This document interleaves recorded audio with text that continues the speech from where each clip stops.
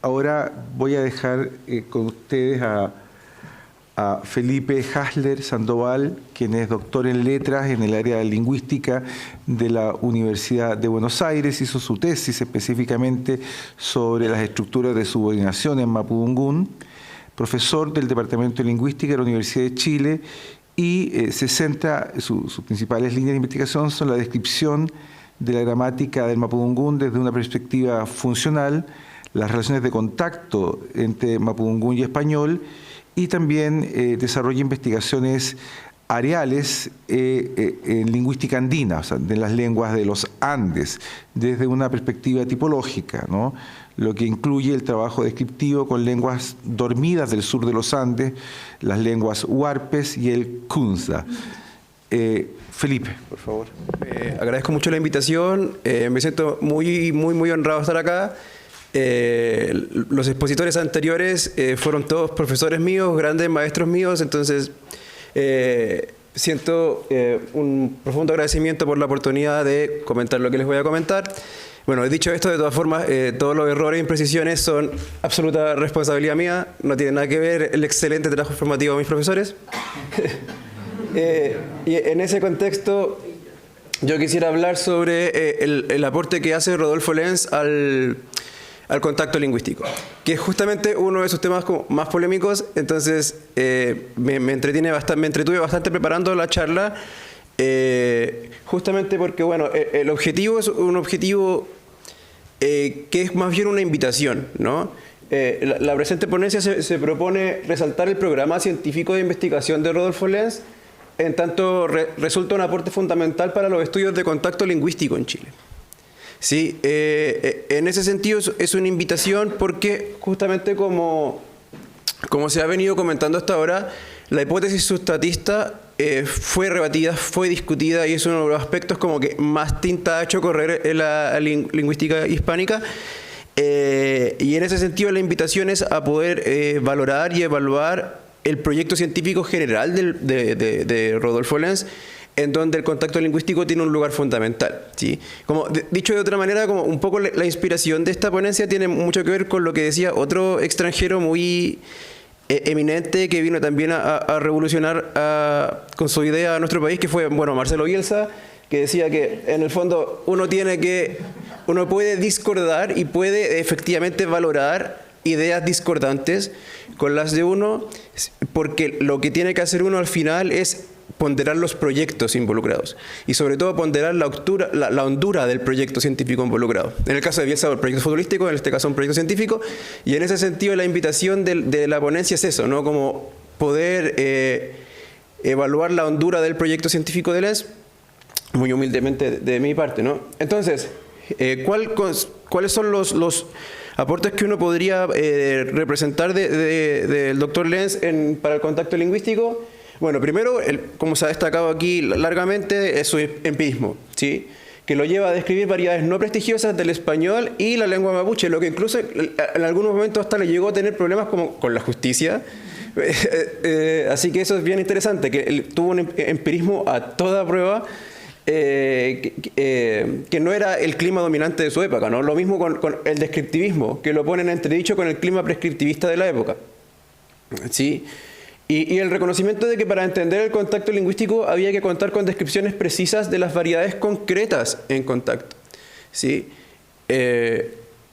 Finalmente, otro gran aporte que hace él es que la conciencia de que el estudio lingüístico tiene que tener una base material anclada en la historia de la relación entre los pueblos, y finalmente la importancia de las relaciones entre lenguaje y pensamiento para comprender el fenómeno del contacto lingüístico. Esto es bien interesante porque, como decía el profesor Guillermo Soto en un principio, esta idea como de una demología, hoy en día la lingüística, con varios de sus representantes más importantes, como por ejemplo Joanna Nichols o Paul Hegarty, también nos habla de esto, ¿no? Joanna Nichols, en su libro muy señero de 1992, que es Linguistic Diversity en Space and Time, nos habla de que la lingüística, su proyecto es hacer de la lingüística una rama de una ciencia de las poblaciones, ¿sí? En donde esté junto con la arqueología y la genética para poder, en el fondo, explicar lo que han sido los pueblos a lo largo de la historia. sus movimientos, sus relaciones y sus diversificaciones. Entonces, en ese sentido resuenan bastante las palabras de Lenz y el proyecto científico y tiene una actualidad bastante importante. De hecho, por ejemplo, Paul Hegarty, que es uno de los principales andinistas de hoy en día, plantea una cosa que suena bastante como dura, pero que es muy interesante, que es la historia es una sola. No hay una historia para los arqueólogos, no hay una historia de los antropólogos, no hay una historia de los lingüistas. La historia de los pueblos y su devenir histórico es uno solo. Por tanto, las evidencias que vienen de todas las disciplinas tienen que como reunirse en esa explicación y en ese devenir. Y en ese sentido, Lenz también fue muy pionero en eso, ¿sí? Entonces, vamos con la primera parte, que sería como el empirismo como base de su trabajo descriptivo, ¿sí? Bueno, el punto de partida ineludible de cualquier charla sobre el Rodolfo Lenz y el contacto lingüístico es su famosa frase de que el español de Chile es principalmente español con sonidos araucanos. Sí, ese es el punto de partida que es ineludible para hablar de esto, ¿no? Pero bueno, el marco de esta frase, por ejemplo, según el doctor Rodolfo Lenz, es que la descripción de Lenz es la primera descripción rigurosamente científica de la pronunciación chilena. En ese proyecto se enmarca la hipótesis sustratista y esta frase con respecto a que el español chileno es español con sonidos araucanos, ¿no? Para Lenz, entonces, como ya se ha mencionado bastante, el español de Chile habría evolucionado probablemente más que en ninguna otra región de la Tierra, ¿sí? Ese es el marco, ¿no? Y en este marco dice, ¿no?, que la hipótesis de que las diferencias entre el español hablado en Chile y el general se deben a que el español de Chile, es decir, la pronunciación popular, es principalmente español con sonidos araucanos, ¿sí? En palabras de Lenz, esta tesis recibe fuerte apoyo de mi observación de que la pronunciación española de los indios hispanohablantes que he podido interrogar no se distingue en absoluto de la de los guasos chilenos, lo que no podría suceder sin duda si hubiera diferente base y manera de articulación. Puede afirmarse perfectamente que, a no mediar la acción consciente de los cultos, gracias a la cual, desde los esfuerzos de Andrés Bello en el segundo cuarto del siglo XIX, se estudia celosamente el castellano, el habla de Chile, abandonada a sus propios recursos, hubiera llegado a reunir todas las condiciones necesarias para construir una nueva lengua románica. ¿Ya? Fuerte, sí, bien, la afirmación. Bueno, la evaluación del tiempo, ¿no? Para Constantino Contreras lo plantea de una forma bien matizada, plantea que la tesis indigenista de Lenz tuvo como soporte la teoría del sustrato, también de raíces europeas, pero la proyección de esa teoría para explicar algunos hechos fónicos del español hablado en Chile necesitaba todavía un mayor conocimiento de la variación lingüística en Hispanoamérica y un mayor conocimiento también de la lengua araucana. Entonces, claro, en el fondo, la parte más, digamos, radical de su hipótesis efectivamente fue largamente discutida, pero la metodología, la epistemología que está detrás de ese proyecto científico funda las bases de nuestro quehacer disciplinar y ha servido de inspiración sin duda alguna tanto para los estudiosos de la lengua mapuche como para también los estudiosos de las variedades de contacto en Chile, ¿sí? Que es además un estudio, el estudio del contacto lingüístico en Chile afortunadamente ha tenido un resurgimiento bastante importante también, el resurgimiento en el cual las ideas de Lenz y la lectura de Lenz ha sido también muy importante, ¿sí? Entonces, mi idea es la invitación como decía yo, de la evaluación de la hondura del proyecto pasa para poder como estudiar a Lenz y el contacto lingüístico más allá de la frase, ¿no? Más allá de la frase del español con sonidos araucanos, que de hecho es casi siempre cuando se refiere como el lugar de Lenz en los estudios de contacto lingüístico, casi siempre se remite a esa frase, ¿no? Y a la discusión de esa frase. Pero si vamos más allá de la frase, su aguda conciencia lingüística lo llevó a proponer la necesidad de conocimiento descriptivo de las gramáticas de los dos códigos convergentes para sustentar su intuición sobre el español de Chile, ¿sí? Entonces, empeñado en el estudio del desarrollo especial que el castellano ha sufrido en boca del pueblo bajo de Chile, tenía que procurarme conocimientos de la lengua indígena para averiguar si acaso este desarrollo se debía en parte a influencias ejercidas por el idioma de los aborígenes del país. O sea, imagínense, siglo XIX, se empieza a dar cuenta de las enormes diferencias del español de Chile con respecto a otros españoles, hipotetiza que esas diferencias probablemente vienen de una lengua indígena que en ese momento no conoce y que nadie había estudiado científicamente y decide aprenderla y describirla científicamente. O sea, ese es un compromiso con la ciencia real en el fondo, ¿no? Decir, bueno, me parece que mi hipótesis me lleva a estas reflexiones, entonces voy a hacer este y este paso, ¿no? Y los cumple rigurosamente. Y nos entrega, gracias a esta reflexión, las primeras descripciones científicas del mapudungún y una colección de relatos de diferentes dialectos de la lengua mapuche, como nos explicaba el profesor Sánchez, monumental. Monumental.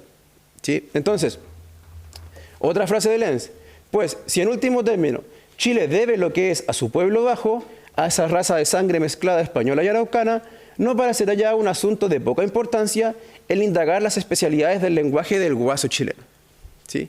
O sea, en el fondo, para estudiar el contacto lingüístico vamos a estudiar tanto el mapudungún como el español, de lo que él llama el bajo pueblo, y el español rural también.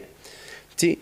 Entonces, eso es bastante revolucionario, bastante innovador también para la época en Chile. Un poco también lo que aclaraba Soledad, quizás no resulta tan innovador como en un concierto general, pero lo que es el trabajo en Chile sí resultaba bastante innovador. Sí. Entonces, aparte, una cosa que a mí también me llama mucho la atención de Lenz es su sentido del humor. Es bastante entretenido de leer y como que generalmente entre líneas tiraba frases bastante interesantes igual. Por ejemplo, el cientificismo que lo sustenta lo lleva a rescatar el estudio de variedades dialectales y sociales consideradas inferiores y no estudiadas por enfoques más prescriptivistas. Y eso le trajo muchos problemas. Le trajo acusaciones de que corrompía a la juventud. De ahí para adelante, en el fondo. Como, en el fondo, ¿por qué vamos a estudiar esto? ¿Para qué estás estudiando esto? ¿A qué le sirve esto? ¿Sí? Y plantea Lenz, por ejemplo, que un trabajo científico, por escabroso que sea su tema, nunca puede ser inmoral. ¿Sí? A la ciencia no le repugna nada. Nada con excepción de la mentira, la hipocresía y la calumnia. Todo esto, pues, frases citadas por Ambrosio Rabanales, ¿no? Entonces le valió acusaciones de corromper a la juventud, le valió acusaciones que incluso tuvieron como cierta tendencia a incluso judicializarse, y en el fondo, pero él no cejó, no se rindió, siguió adelante. Sí.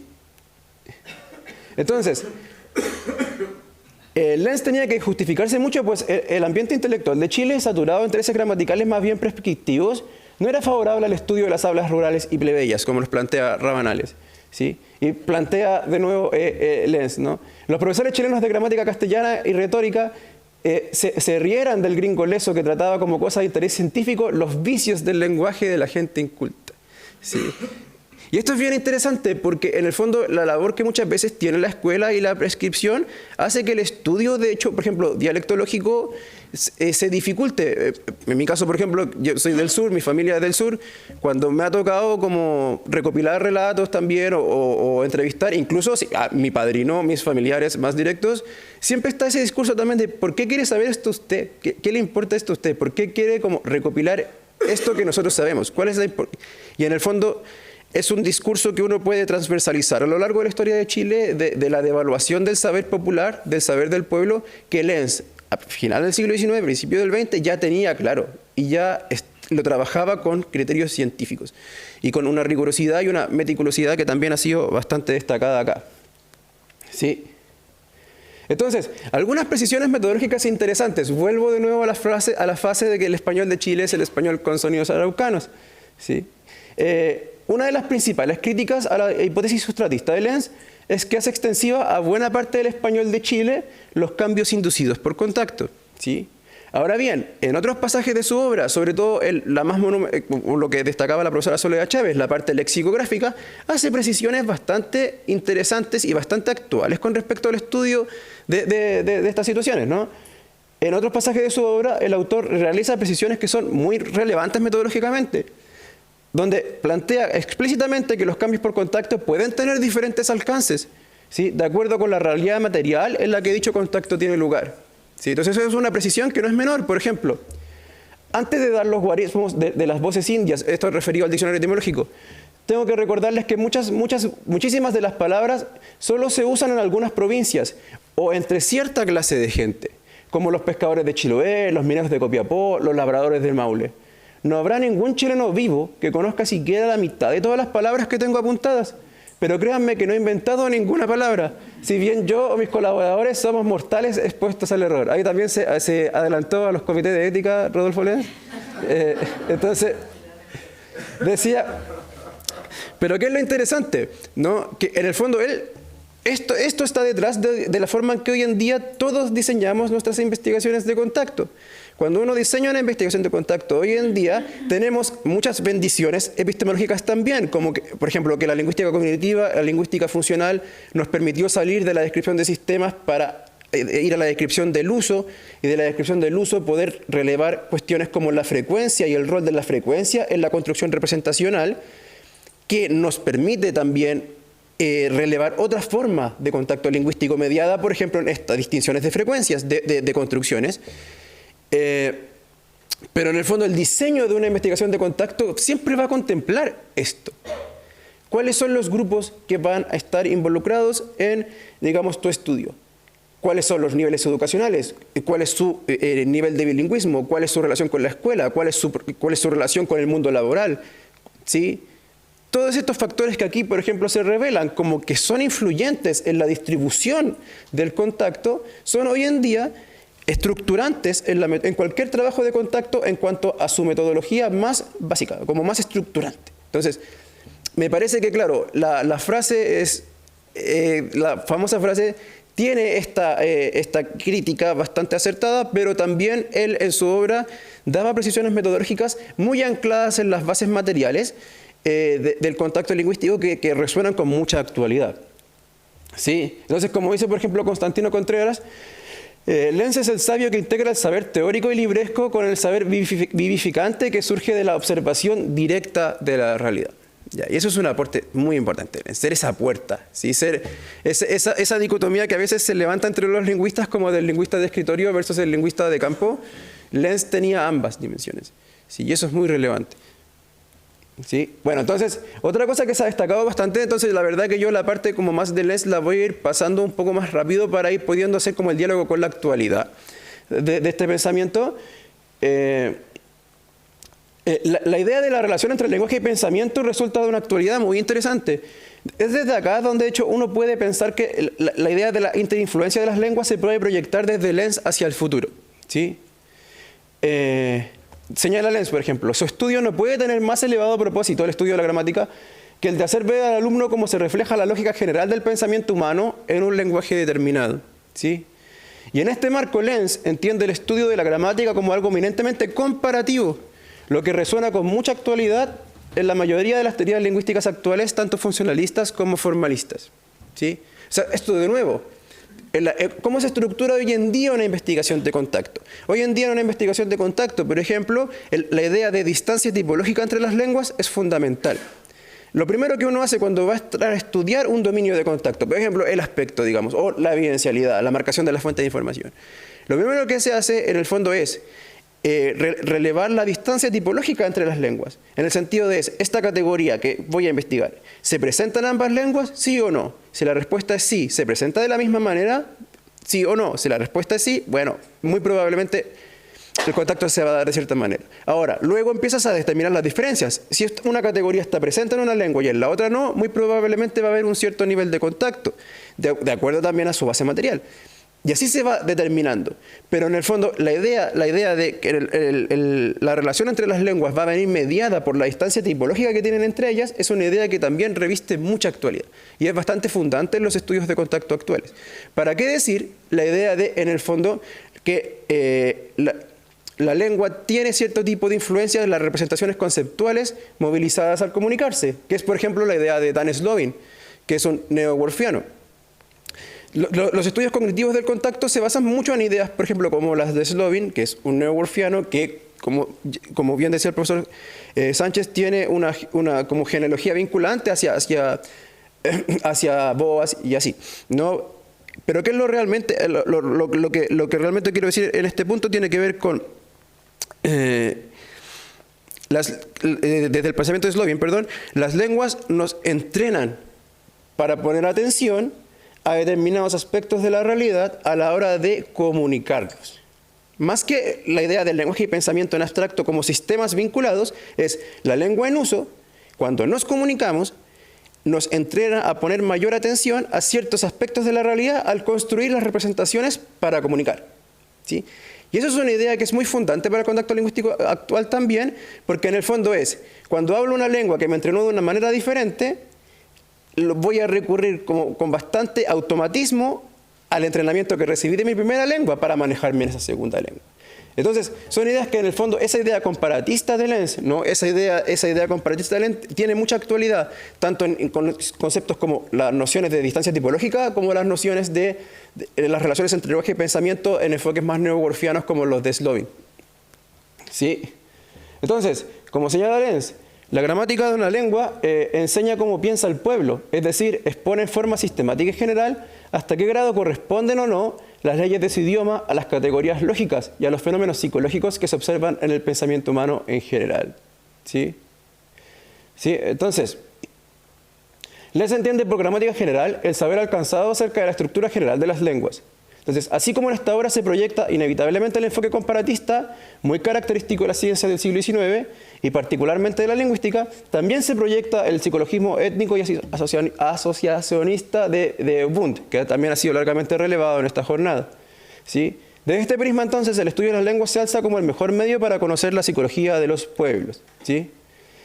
Y entonces, como anticipaba también, la conciencia tipológico-descriptivista de Lenz, al estudiar el Mapudungun, es muy cercana a la desarrollada por los descriptivistas norteamericanos de 1920-1950, pues promueve la descripción del Mapudungun desde cánones distintos a los tradicionales que basaban el ejercicio descriptivo en procedimientos escolásticos y latinos.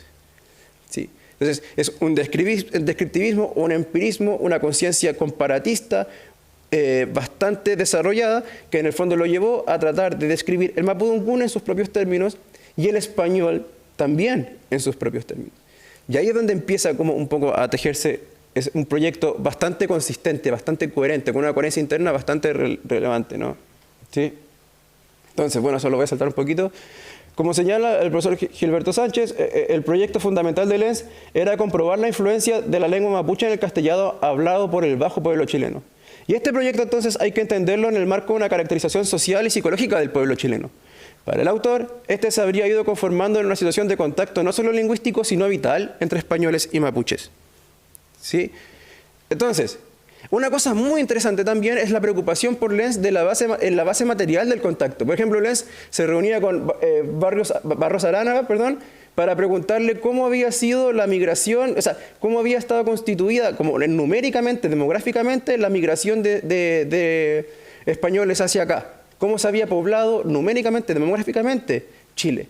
Que es una preocupación que atraviesa toda la historia de la lengua española del siglo XX. De hecho, en los cursos que daba el profesor Matus, los cursos que también estuve con Soledad, era una unidad muy relevante esa idea. Y ya Lenz la tenía incorporada en sus estudios, ¿no? Vamos a revisar eso. ¿Sí? Entonces, ya voy cerrando. Trasplantada a los vastos territorios de la América, la lengua de los conquistadores castellanos tuvo que amoldarse a la naturaleza antes desconocida del Nuevo Mundo, tuvo que adaptarse a otro sistema de vida, con alimentación y habitación distintas de las antiguas españolas. Y entonces, en el color de la tez y en los rasgos fisonómicos es frecuente no hallar diferencia alguna entre el chileno legítimo que habita el centro y el indio del sur, aunque, como es natural, también a la población nativa está mezclada, más o menos profundamente, con la sangre europea. Entonces, Lenz siempre tuvo muy presente la idea de vamos a estudiar los procesos históricos, los procesos sociales, los procesos demográficos y los procesos psicológicos que están detrás de la relación entre estas lenguas, que a su vez está detrás de la formación del pueblo chileno. ¿Sí? En esta idea de la demología o esta idea de que la lingüística finalmente es una rama de una ciencia más general que es la ciencia de las poblaciones, ¿no? Entonces, para ir cerrando, ¿cuál considero yo que me interesaba mucho destacar en esta ponencia con respecto a los aportes de Lenz? El entendimiento del fenómeno del contacto como un agente promotor del cambio. Una cuestión que es polémica, ha sido polémica y seguirá siendo polémica en la lingüística hispánica muy probablemente hasta que el mundo sea mundo. ¿Sí? La reafirmación de que existen dominios lingüísticos y cognitivos más susceptibles al cambio lingüístico por contacto, situación que en el español de América se asocia a la incidencia de las lenguas indígenas con un sentido de sustrato vivo. ¿Ya? Y eso tiene que ver con lo que hablamos del enfoque comparatista y con las ideas de cosas como distancias tipológicas y todo ese tema. ¿Sí? Como hemos señalado en un paper anterior que publicamos con el profesor Soto y un amigo muy querido, profesor de la Universidad de la Frontera, Aldo Late, amparados en el principio lenciano de comparación de lenguas como llave para la comprensión del castellano, podemos advertir que indirectamente un aporte fundamental del lingüista alemán fue la intuición de que el castellano y las lenguas en general tienen dominios sensibles al cambio y que cuando éstas entran en interacción generan modificaciones genéricas o particulares que son movilizadas por los hablantes, ¿sí? Y entonces, más allá de una hipótesis específica sobre una variedad del español americano en concreto, el proyecto científico de Lenz establece las bases sobre las que se construyen los actuales estudios de la lingüística de contacto español-mapudungún. Y en suma, lo que encontramos en Lenz son las primeras ideas para estudiar procesos de cambio en el español de América y su interacción con lenguas indoamericanas, ¿sí? La curiosidad, el descriptivismo de base empírica y su pasión por la descripción lo hizo desafiar con mucha fuerza los parámetros de la época. Y si bien es cierto, muchos de sus análisis resultaron discutibles, sembró las bases de la lingüística chilena y nos presentó entonces una forma de trabajar y de abordar los fenómenos lingüísticos presentes en este país que perduran hasta el día de hoy. Y entonces, lo que resulta bastante interesante de Lenz, para mí, tiene mucho que ver con esta idea de tener un proyecto, ceñirse a él y, en el fondo, ser capaz de enfrentar esto que se conoce hoy día, ¿no? Como pensar fuera de la caja, ser capaz de incluso enfrentar el clima de la época si en el fondo el proyecto al que te ciñes te lleva a eso, ¿sí? Ahora, ¿cuál es la idea? Una cosa es pensar fuera de la caja, pero otra cosa es pensar fuera de la caja con rigor, con disciplina, con meticulosidad, con trabajo y con ciencia. Sí, y eso es en el fondo lo que hace Lenz y es lo que resulta bastante importante y los ecos de su obra en ese sentido llegan hasta el día de hoy. Así que bueno, eso era mi ponencia. Muchas gracias.